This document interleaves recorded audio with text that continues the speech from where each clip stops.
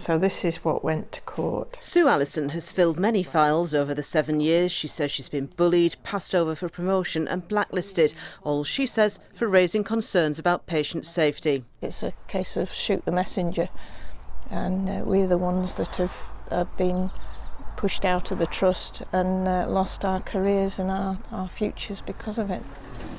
It was in 2012 that Mrs Allison first raised concerns about cancers being missed at the breast screening unit. She told managers women's lives were being put at risk. The reaction, she says, was underwhelming. Well, quite frankly, I was very shocked.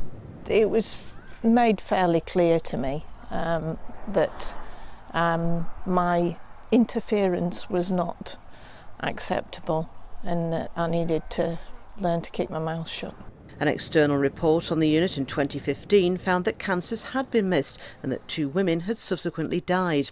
By this stage, Mrs Allison had raised a grievance with the trust and had reached a settlement which included having to sign a non-disclosure agreement, the agreement which was thrown out last week by the judge.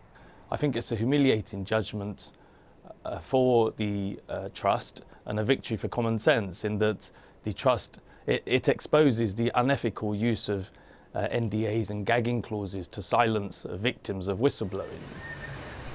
The issue of transparency is particularly important to this trust because it also runs Furness General, whose maternity unit was at the heart of a scandal involving unnecessary baby deaths some years ago. The subsequent inquiry found that the trust had repeatedly failed to be open and honest, a mistake it said it would never make again.